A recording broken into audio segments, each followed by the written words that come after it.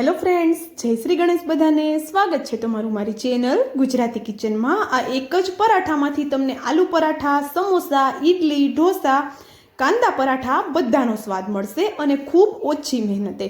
ना पलाळवू, ना पीसवू, ना तेल में तळवू, एकदम झटपट चटपटा पराठा साथे आज आपणे एक यूनिक चटनी पण बनावशुं। अने ज्यारे पण तमने रोटली शाक बनाववानी ઈચ્છા न होय त्यारे तमे आ झटपट वधारे मेहनत वगर अर्धा कप पाणी में घऊनो लोट एड करो अने एकदम चटपटा एवा पराठा तैयार। तो चालो आपणे आ चटपटा पराठा बनाववानुं शरू करीए। तो एना माटे आपणे सौप्रथम अहींया अर्धा कप थी पण ओछो रवो लीधेलो छे अने जो चमचीनुं माप कहूं तो मोटी आपणे जे खावानी चमची होय छे ए 5 चमची जेटलो मैं रवो लीधेलो छे। रवामां आपणे ए सेम ज कप थी अर्धो कप पाणी एड करेलुं छे।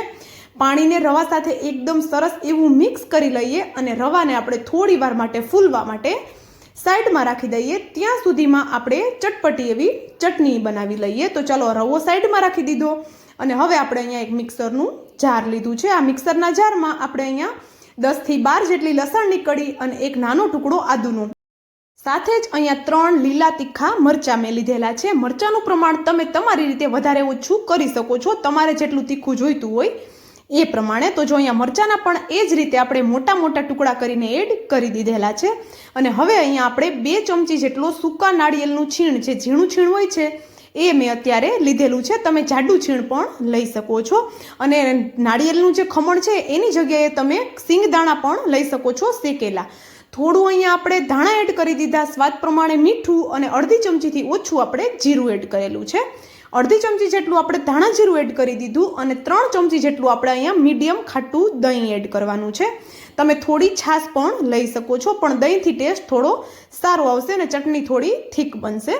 तो जो अहींया आपणे बधी वस्तु सरस एवी वाटी लीधी छे अने आ चटनी आपणी बनीने रेडी थई गई छे। आ चटनी बनावता मात्र 2 થી 3 मिनिटनो ज तमने समय लागशे, पण खावामां एटली बधी टेस्टी लागे छे के तमे वारे वारे बनाववानुं पसंद करशो। तो आ चटनी में आपणे एक टेस्टी वाळो वघार करवानो छे, ए आपणे थोड़ी वार माटे साइड में राखी दईए अने पछी आपणे एनो वघार करशुं। तो अत्यारे आपणे फरी पाछो जे रवो पलाळ्यो हतो ए लई लीधो छे। रवो सरस एवो पलળી गयो छे। तो हवे आपणे एमां एड करी दईए अर्धो कप जेटलो घऊनो लोट।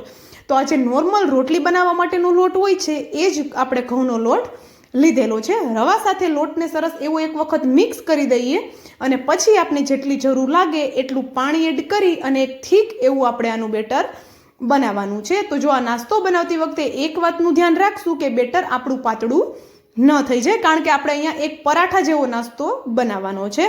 तो जो अहींया कोई गांठो न रहे ए रीतनुं आपणे अहींया बेटर बनावी लीधुं छे ने एकदम थीक एवुं आपणे एने राखेलुं छे। तो जो बेटर बनीने रेडी थई गयुं छे तो हवे आपणे एमां थोड़ा वेजिटेबल्स एड करिए। तो एमां मैं एक थोड़ी एवी कोबी लीधी छे, एक मीडियम साइजनुं टमेटुं, एक नानो टुकड़ो छे सीमला मरचुं जेने झीणुं कट करेलुं छे अने तीखास माटे लीला मरचा एने पण आपणे झीणा कट करी लीधेला छे। तमारी पसंदना कोई पण शाकभाजी तमे एड करी शको छो अने आपणो जेटलो लोट छे एटला ज प्रमाणमां आपणे शाकभाजी लीधेला छे। अने साथे मैं अहींया आपणा घरमां जे मसालो बची गयो होय छे, मतलब बटेटा वड़ा के पकोड़ा बनावती वखते थोड़ो घणो मसालो बच्यो होय ए मसालो मैं अत्यारे लीधेलो छे। आ मसालानी जग्याए तमे एक बाफेलुं बटेटुं अथवा तो काचुं बटेटुं जेने तमे छीण करीने पण एड करी शको छो, पण बटेटुं एड करशो तो स्वाद खूब ज सरस एवो आवे छे।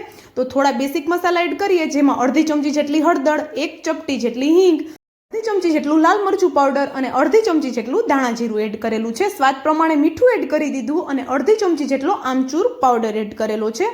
આમચૂર પાવડરની જગ્યાએ તમે ચાટ મસાલો અથવા તો અડધા લીંબુનો રસ પણ એડ કરી શકો છો। તો આપણે અહીંયા મસાલા પણ થઈ ગયા। તો એક વખત આ બધી વસ્તુને સરસ એવું મિક્સ કરી લઈએ। તો બધી વસ્તુ એકદમ સરસ એવી મિક્સ થઈ જાય એ રીતે આપણે મિક્સ કરવાનું છે। અને ક્યારેક એવું થતું હોય છે કે કંઈક ચટપટું ખાવું હોય છે પણ વધારે મહેનત નથી કરવી અથવા તો શાક રોટલી બનાવવાની પણ ક્યારેક ઈચ્છા નથી થતી, તો તમે આ રીતે આ પરાઠા બનાવી શકો છો એકદમ ઝટપટ, અગાઉ કોઈ તૈયારી કર્યા વગર। તો જો અહીંયા આપણું છે બેટર એકદમ ઘટ લાગતું હતું આપને, તો ફરી પાછું 2 થી 3 ચમચી જેટલું આપણે પાણી એડ કરી દીધું અને આવું એકદમ થીક એવું આપણે આનું બેટર બનાવવાનું છે। ઢીલું ન થઈ જાય એ વાતનું ધ્યાન રાખવાનું છે। હું તમને ફરી પાછું કહી દઉં છું। તો ચલો બેટર બનીને રેડી થઈ ગયું છે। તો હવે આ બેટરમાં પણ આપણે એક ટેસ્ટી વાળો વઘાર કરવાનો છે। તો ચટણીનો વઘાર અને બેટરનો વઘાર આપણે એક જ સાથે કરવાનો છે। તો અહીંયા મેં થોડું એવું તેલ જેને એકદમ સરસ એવું ગરમ કરી લીધું છે. ગરમ તેલમાં આપણે અડધી ચમચી જેટલી ચણાની દાળ અને અડધી ચમચી જેટલી અડદની દાળ એડ કરી દઈએ. બંને દાળ હલકી એવી સંતળાય, હલકી એવી એની સુગંધ આવવા લાગે એટલે આપણે એમાં અડધી ચમચીથી ઓછી રાઈ એડ કરી દઈએ અને હલકું એવું જીરું એડ કરી દઈએ. આ વઘારને આપણે એકદમ સરસ એવો સંતળાવા દેવાનો છે, કારણ કે દાળ એડ કરી છે તો દાળને આપણે થોડી એવી કૂક કરવાની છે જેથી કરીને એનો કાચો ટેસ્ટ ન આવે. તો જો અહીંયા દાળ સરસ એવી થઈ ગઈ છે, એનો કલર ચેન્જ થઈ ગયો છે, તો હવે આપણે એમાં થોડા મીઠા લીમડાના પાન એડ કરી દઈએ અને આપણો વઘાર બનીને રેડી થઈ ગયો છે. તો આપણું બેટર છે એમાં અને ચટણીમાં બંનેમાં આપણે અડધો અડધો વઘાર એડ કરી દેવાનો છે. આ વઘાર એડ કરવાથી ચટણીનો સ્વાદ પણ વધશે અને સાથે જ આપણે જે બેટર બનાવ્યું છે એનો જે આપણે નાસ્તો બનાવશું એનો સ્વાદ પણ ખૂબ જ વધશે અને આપણે ઈનો, દહીં, સોડા કોઈ વસ્તુનો ઉપયોગ કર્યા વગર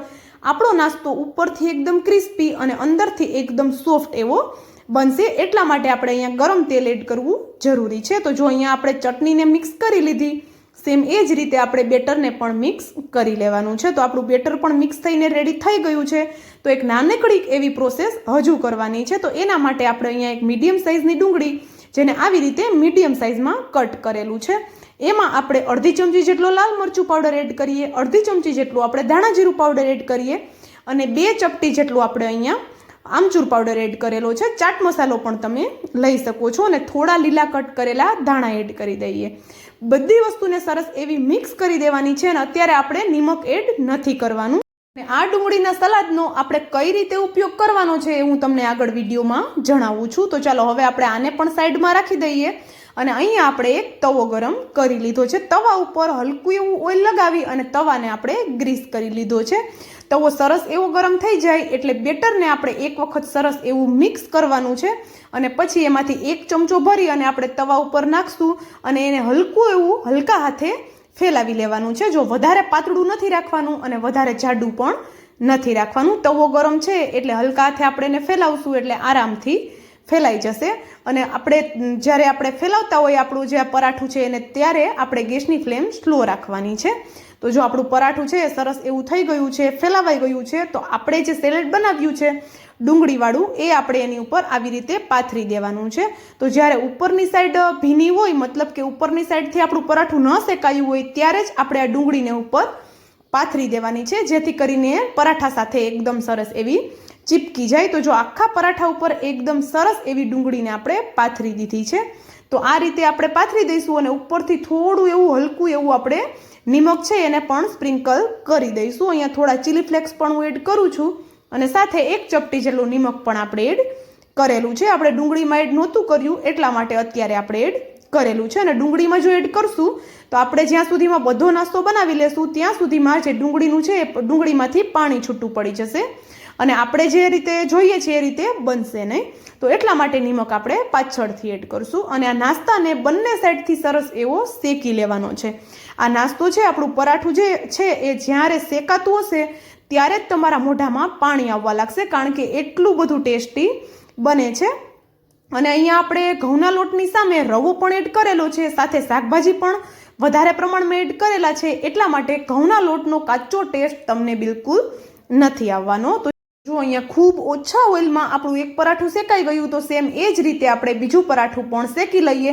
અને ઉપરની સાઈડ તમને હું નજીકથી બતાવી દઉં, એકદમ ક્રિસ્પી બને છે રવાના લીધે અને અંદરથી એકદમ સોફ્ટ, ખાવાની ખૂબ જ મજા આવશે. તો આ ચટણીની સાથે આ પરાઠા એક જોરદાર એવું કોમ્બિનેશન બને છે. તો ચોક્કસથી ટ્રાય કરી જોજો. અને જો વિડીયો થોડો પણ પસંદ આવ્યો હોય તો વિડીયોને એક લાઇક અને ચેનલને સબસ્ક્રાઇબ જરૂરથી કરી દેજો અને સાથે જ કોમેન્ટ કરીને પણ જરૂરથી જણાવજો કે આ તમને એકદમ યુનિક વાળા પરાઠા કેવા લાગ્યા. And thank you for watching.